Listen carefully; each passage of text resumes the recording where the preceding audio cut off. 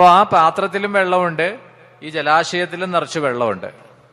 പക്ഷേ ഈ പാത്രത്തിന്റെ ഉള്ളിലെ വെള്ളം വേറെയാണ്. അങ്ങനെ വേറെയായിട്ട് നിൽക്കാൻ കാരണം ഈ പാത്രമാകുന്ന ഉപാധി കൊണ്ടാണ്. അതാണ് ഇവിടെ പറഞ്ഞത്.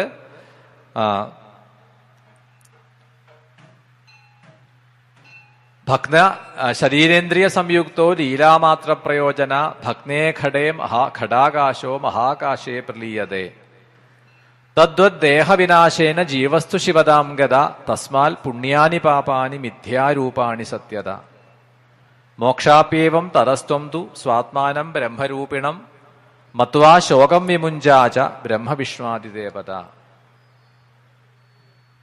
ഇവിടെ താത്വികമായ ഒരു ഉപദേശം തന്റെ ശിഷ്യന് കൊടുക്കുകയാണ് ശുക്രൻ. ഈ ജീവൻ ശരീരത്തിൽ പ്രവർത്തിക്കുമ്പോൾ, പ്രതിഫലിക്കുമ്പോൾ അത് പരിമിതികളുള്ള, പല കാര്യങ്ങളും ചെയ്യാൻ പറ്റാത്ത ന്യൂനതകളുള്ള ഒന്നായിട്ട് വർത്തിക്കുകയാണ്. നമ്മളൊക്കെ ഈശ്വരസ്വരൂപികളാണ് എന്നൊക്കെ പറയുമെങ്കിലും നമ്മളെ കൊണ്ട് ഇപ്പോ സാധ്യമല്ലാത്ത പലതും ഉണ്ട് പ്രപഞ്ചത്തില്. മനുഷ്യസാധ്യമല്ലാത്ത പലതും നടക്കുന്നുണ്ട്. കാലം നിയന്ത്രിക്കാൻ പറ്റില്ല, കാലത്തിന് വരുന്ന വ്യതിയാനങ്ങളെ നിയന്ത്രിക്കാൻ പറ്റില്ല. എന്തെല്ലാം പ്രതിഭാസങ്ങൾ നമുക്ക് ചുറ്റും നടക്കുന്നു. മഴ അധികം പെയ്യുന്നു, മഴ പെയ്യാതിരിക്കുന്നു, അതികഠിനമായിട്ടുള്ള വേനലുണ്ടാവുന്നു. ഇങ്ങനെ പ്രകൃതിയിൽ വരുന്ന പലതിനെയും നമ്മുടെ മനുഷ്യ നിയന്ത്രണത്തിലല്ല. അപ്പൊ അതിന്റെ അർത്ഥം നമ്മൾ ഈശ്വരസ്വരൂപികളാണ് എന്ന് പറഞ്ഞാലും നമുക്ക് എന്തോ എവിടെയോ ഒരു ന്യൂനതയുണ്ട്, ഒരു പോരായ്മ. അപ്പൊ ഈ ഉപാധി, ശരീരമാകുന്ന ഉപാധിയിൽ പ്രവർത്തിക്കുമ്പോൾ എന്താവുന്നു? ഒരു അല്പം ന്യൂനത, ഒരു കുറവ്. ഈ ഉപാധി നശിച്ചു കഴിഞ്ഞാലോ, ആദ്യം പറഞ്ഞ പോലെ വെള്ളത്തിൽ താഴ്ത്തിയിട്ടിരിക്കണ ഈ പാത്രം അങ്ങോട്ട് ഉടഞ്ഞുപോയി, മൺപാത്രം ഉടഞ്ഞുപോയി എന്ന് വിചാരിക്കുക. അപ്പൊ അതിന്റെ ഉള്ളിലെ ജലം എവിടെ പോയി? അത് ഈ ജലാശയത്തിലെ ജലത്തിലേക്ക് ലയിച്ചു എന്ന് പറയുന്നത് പോലെ ഈ ശരീരം അങ്ങോട്ട് വിട്ടുകഴിഞ്ഞാൽ ജീവൻ ആ പരമാത്മ ചൈതന്യത്തിൽ പോയി ചേരുകയാണ്. അങ്ങനെ നോക്കുമ്പോൾ വേദാന്തത്തിന്റെ ദൃഷ്ടിയിൽ താത്വികമായി നോക്കിയാൽ പുണ്യപാപങ്ങളൊന്നുമില്ല, നരകവും സ്വർഗവും വേറെയില്ല എന്നാണ്. അപ്പൊ എന്തു വേണം? ഒന്നിനെക്കുറിച്ച് ആലോചിച്ച് ക്ലേശിക്കേണ്ട ആവശ്യമില്ല. ആ ശ്രീപരമേശ്വരനെ മനസ്സിൽ ധ്യാനിച്ചുകൊണ്ട് ഇന്ദ്രാദി ദേവന്മാരെയൊക്കെ ഭയപ്പെടുത്തുക, അവരുടെ പദവികളൊക്കെ നീ തന്നെ നേടിയെടുക്കുക. ശത്രുക്കളോട് എങ്ങനെ വേണം? പല രീതിയിലാണ് വേണ്ടത് എന്നാണ്. കൊല്ലേണ്ടവരെ കൊല്ലണം, സ്നേഹം പ്രകടിപ്പിക്കേണ്ടടുത്ത് സ്നേഹം പ്രകടിപ്പിക്കണം, വഞ്ചിക്കേണ്ടടുത്ത് വഞ്ചിക്കണം. അപ്പൊ നീയും നിന്റെ സഹോദരങ്ങളോടുകൂടി ഇത് മുഴുവനും പാലിച്ചുകൊള്ളുക. ഇങ്ങനെ ശുക്രൻ കുറെ ഉപദേശങ്ങളൊക്കെ കൊടുത്തു. അപ്പൊ ഇവിടെ കുറച്ചൊരു നാസ്തിക ഭാവത്തിലാണ്, നാസ്തികന്മാരുടെ ആ ഒരു ഭാഷ ഉപയോഗിച്ചിട്ടാണ് ഈ ഉപദേശം കൊടുത്തിരിക്കുന്നത്. ഒന്നും നോക്കാനില്ല, പുണ്യവുമില്ല, പാപവുമില്ല, സ്വർഗവുമില്ല, നരകവുമില്ല. മറുവശത്ത് അങ്ങനെയല്ലല്ലോ, സ്വർഗവും നരകവും ഉണ്ട് എന്നും പറഞ്ഞ് ഭയപ്പെടുത്തിയിട്ടാണ് അങ്ങനെ ചെയ്യരുത്, അത് പാപാണ്, കുറെ നിബന്ധനകൾ വെച്ചിട്ട്. അതാണ് ഈ ചട്ടക്കൂടിന്റെ ഉള്ളിൽ നിർത്താൻ ശ്രമിക്കുമ്പോഴാണ് പലപ്പോഴും പലരും ഈ മതമൊക്കെ വിട്ടുപോവുക. കാണാറുണ്ടല്ലേ, അങ്ങനെയുള്ള സംവാദങ്ങൾ ധാരാളമായിട്ട് ഇപ്പൊ കേൾക്കാം, കാണാം. നമ്മളെ കൂടുതൽ ബന്ധവസാക്കി, കൂടുതൽ നിബന്ധനകൾ വെക്കും തോറും നമുക്കത് പൊട്ടിച്ചെറിയാനുള്ള ത്വര, വ്യഗ്രത അധികമാണ് മനുഷ്യന്. നമ്മൾക്ക് ഈ സനാതനധർമ്മത്തില് ഈ ബന്ധനം എന്നുള്ള, അല്ലെങ്കിൽ ഒരു നിർബന്ധിതമായ ഒരു ചട്ടക്കൂടി ഇല്ലാത്തത് കൊണ്ടാണ് ഈ നിലാപത്തഴിച്ചു വിട്ട പോലെ നടക്കുന്നത്. നമുക്ക് ചില സംഗതികളിൽ അത് ദോഷകരമായി തോന്നുമെങ്കിലും ഒരു കണക്കിന് ഗുണാണ്. നമുക്കിത് ഏതും ആവാം.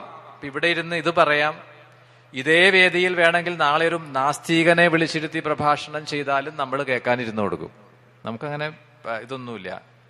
അയാൾ ചെയ്യണത് ഈശ്വരനില്ല, ആ വിഷയത്തെ തിരിച്ചാ പറയണത്. അങ്ങനെയുള്ള ആ ഒരു ഭേദവ്യത്യാസമൊന്നും നമ്മളുടെ ധർമ്മത്തിൽ, സനാതന ധർമ്മത്തിലില്ല. ശ്രീരാമചന്ദ്രൻ പോലും ചാർവാകനെ അംഗീകരിച്ചിട്ടുള്ള ആളാണ്. അവിടെ അദ്ദേഹത്തിന്റെ അടുത്ത് ആ ചാർവാക സമ്പ്രദായം അതിനെ പറയാൻ വന്ന ആ മഹർഷിയെ അംഗീകരിച്ചുകൊണ്ട് അല്ലെങ്കിൽ അദ്ദേഹത്തിനോട് സംവദിക്കാൻ തയ്യാറായ ആളാണ്. അപ്പൊ ഇവിടെ ഈ ശുക്രൻ ഉപദേശങ്ങളൊക്കെ കൊടുത്തു.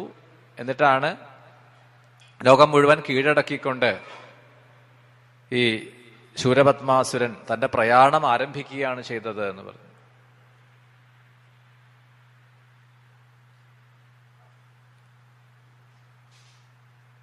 അപ്പൊ ഈ ശൂരപത്മാസുരൻ ഒപ്പമുള്ള മറ്റസുരന്മാർ,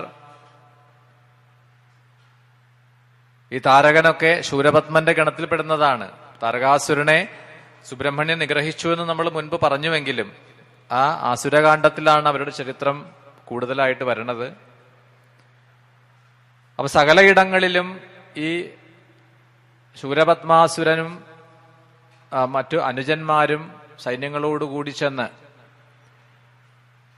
കുബേരന്റെ ലോകം, ഇന്ദ്രന്റെ പുരി, അളകാപുരി, സംയമനീപുരി, ഇങ്ങനെ ഓരോ ഇടത്തും ചെന്ന് അവിടെ മുഴുവൻ കീഴടക്കി ആയുധങ്ങളെ പിടിച്ചടക്കി എല്ലാവരെയും അടിമകളാക്കി മാറ്റുകയാണ്. ഇത്തരത്തിൽ എല്ലായിടത്തും ആ അസുരീകത വ്യാപരിക്കാൻ തുടങ്ങുന്നു എന്നാണ്. ഇപ്പൊ ഏത് പുരാണം എടുത്താലും പുരാണ കഥകളിൽ നമുക്ക് കാണാൻ കഴിയുന്ന ഒന്നാണ് ഈ അസുര ദേവ സംഘർഷം എന്നുള്ളത്. ദേവന്മാരും അസുരന്മാരിൽ തമ്മിൽ യുദ്ധം ഉണ്ടാവുക. എന്നിട്ടോ അവിടെ ചില സമയത്ത് അസുരന്മാർക്ക് വിജയം ഉണ്ടാവണു, മറ്റു ചില സമയത്ത് ദേവന്മാര് വിജയിക്കണു. ഇതൊരു തുടർ പ്രക്രിയ എന്നതുപോലെ കാണാവുന്ന ഒരു കാര്യമാണ്.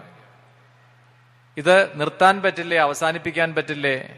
ഇപ്പൊ ദേവി മഹാത്മ്യത്തിന്റെ അവസാനം, അതായത് നാരായണീ സ്തുതി വരുമ്പോ കാണാം, ദേവി മഹാത്മ്യത്തിലെ മൂന്നാമത്തെ കഥയും കഴിഞ്ഞിട്ട് ദേവന്മാരെ സ്തുതിക്കുമ്പോഴാണല്ലോ ദേവി അനുഗ്രഹം കൊടുക്കുന്നത്. നാരായണീ സ്തുതിയുടെ ഒടുവിലേക്ക് വരുമ്പോ അവിടെ എന്താ പറയണത്? ഈ ആശീർവാദം ആയിട്ട് നൽകുന്ന വാക്കുകളിൽ എന്താ കാണാൻ കഴിയണത്? ഭാവിയിലും ഇനിയും ഇതേപോലെ നിങ്ങളുടെ ജീവിതത്തിൽ നിങ്ങൾക്ക് പല ഭയവും ഉണ്ടാവും, പല പ്രയാസവും ഉണ്ടാവും. അപ്പോഴൊക്കെ ആ സമയത്ത് നിങ്ങളുടെ ഭയത്തിൽ നിന്ന് നിങ്ങളെ രക്ഷിക്കാനായിട്ട് ഞാൻ അവതരിക്കും എന്നാണ്. എന്നാ പിന്നെ ഇത് വേണ്ട, ഇനി അങ്ങനെ സംഭവിക്കില്ല എന്നങ്ങോട്ട് പറഞ്ഞുകൂടെ? അങ്ങനെയല്ലോ പറയണത്. ഇപ്പൊ നിങ്ങൾക്കുണ്ടായ ബുദ്ധിമുട്ട്, പ്രയാസത്തിന് ഇപ്പൊ തീർത്തിട്ടുണ്ട്, കുഴപ്പമൊന്നുമില്ല. പക്ഷെ എന്ന് കരുതി സമാധാനിക്കണ്ട, ഇനിയും വരും എന്നാണ്. ഇതാണ് ജീവിതം എന്നാണ്. ലോകത്തില് നമ്മൾ ദുഃഖം വരുമ്പോ ദുഃഖം നീക്കാൻ വേണ്ടിയിട്ട് പരിശ്രമിച്ചു, ഹാവു സമാധാനായി എന്ന് ഇരിക്കുമ്പോഴേക്കും അടുത്ത ദുഃഖം വരും.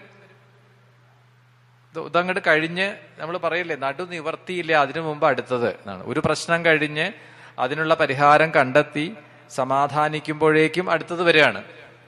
ഇതാണ് ജീവിതം എന്ന് കാണിച്ചു തരികയാണ്. അപ്പൊ ഈ സംഘർഷങ്ങൾ എന്ന് പറയണത് ദേവ അസുര യുദ്ധമായിട്ട് പറഞ്ഞ നമ്മൾക്കിടയിൽ നമുക്ക് തന്നെയുള്ള സംഘർഷങ്ങളെ തന്നെയാണ്. അതാണ് യുദ്ധം ബാഹ്യമല്ല ആന്തരികമാണ് എന്ന് പറഞ്ഞത്. പുരാണങ്ങളിൽ പറയുന്ന യുദ്ധവർണ്ണനകളൊക്കെ പുറമേക്ക് എവിടേക്കെങ്കിലും, ഇപ്പൊ വേണമെങ്കിൽ നമുക്ക് ഭാരത യുദ്ധം കുരുക്ഷേത്ര ഭൂമിയിൽ നടന്നത്, അതിനെ അങ്ങനെ പറയാം. അവിടെ ഇന്നും ആ കുരുക്ഷേത്രമുണ്ട്, അവിടെ സെമന്ത പഞ്ചകം എന്ന തീർത്ഥമുണ്ട്. അതൊക്കെ ഒരു പരിധിവരെ ശരിയാണെങ്കിലും വാസ്തവത്തിൽ ഈ യുദ്ധം മുഴുവനും ആന്തരിക സംഘർഷമാണ്. അതുകൊണ്ടാണ് യുദ്ധം ഇത്രയധികം വിസ്തരിക്കപ്പെടാൻ ഇടയായതും. രാമായണത്തിലാണെങ്കിലും ഭാരതത്തിലാണെങ്കിലും ഇതര പുരാണങ്ങളിലാണെങ്കിലും യുദ്ധകാന്ഡം അല്ലെങ്കിൽ ആസുരകാന്ഡം ഒക്കെ വളരെ വിസ്തരിച്ച് പറഞ്ഞതായിട്ട് കാണാം. അപ്പൊ നമ്മളുടെ ഉള്ളിലെ സംഘർഷങ്ങളാണ്, അതിന് ഒരവസാനമില്ല, അതിങ്ങനെ തുടർന്നുകൊണ്ടിരിക്കുകയാണ്. അപ്പൊ ഇതിനെ പ്രകടമാക്കിക്കൊണ്ട് എന്നാണ്, അതിനെ നശിപ്പിക്കുക അല്ലെങ്കിൽ അമർച്ച ചെയ്യുക, അതിനുള്ള ഉപായം എന്ത്? അതുകൊണ്ടാണ് ഈ വ്യത്യസ്തമായ അവതാരങ്ങളെ പറയേണ്ടത്. ഇപ്പൊ ഒരു പ്രശ്നത്തിന് ഒരു പരിഹാരം, അതേ പരിഹാരം തന്നെ, അതേ സൊല്യൂഷൻ തന്നെ നമുക്ക് എല്ലായിടത്തും പറ്റിക്കൊള്ളണമെന്നില്ല.